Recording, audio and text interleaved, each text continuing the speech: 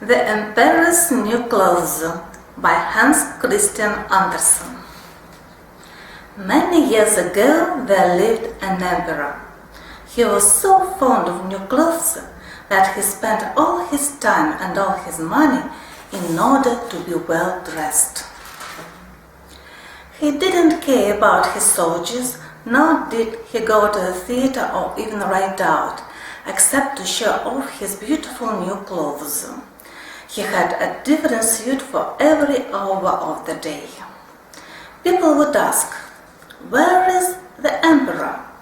Instead of answering, "He is in council with his ministers," his officers would reply, "The emperor is changing his clothes in his dressing room."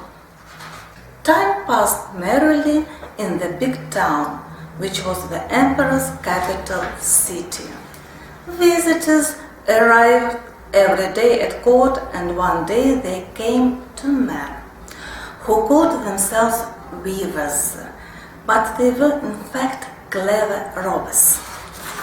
They pretended that they knew how to weave clothes of the most beautiful colors and magnificent patterns.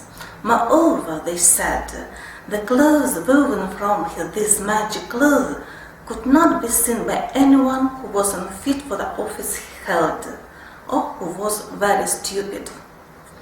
The beautiful clothes could only be seen by those who were fit for the offices they held, or who were very clever. This indeed must be splendid clothes, thought the emperor. If I had a suit made of this magic cloth, I could find out at once what men in my kingdom are not good enough for the positions they hold, and I should be able to tell who are wise and who are foolish.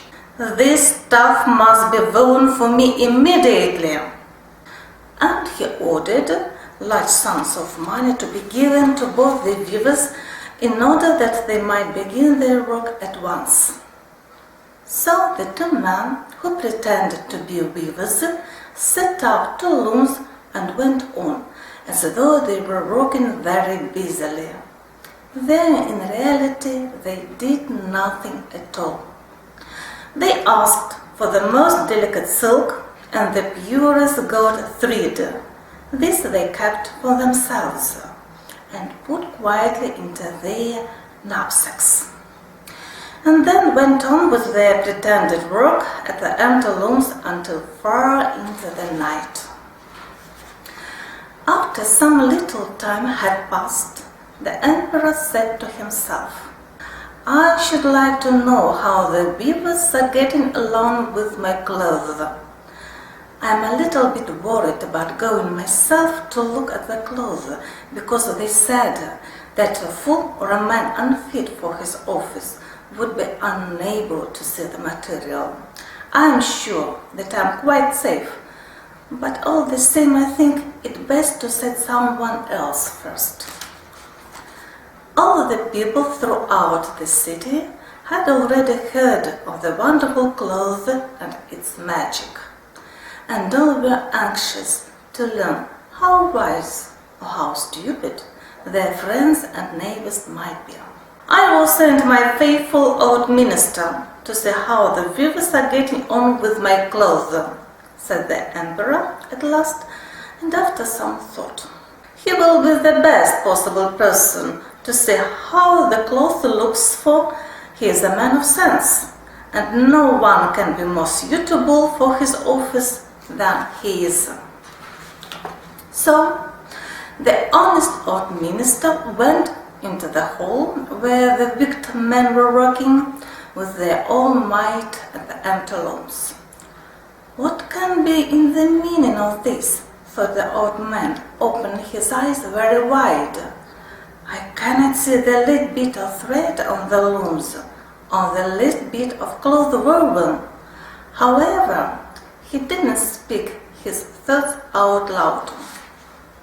The men who were pretending to weave asked him very politely to be so good as to come nearer, and then, pointing to the empty looms, asked him whether the design pleased him and whether the colors were not very beautiful. The poor old minister looked and looked, but he couldn't see anything on the looms, for the very good reason that there was nothing there. But of course he didn't know this, and thought only that he must be a foolish man or unfit for the office of minister.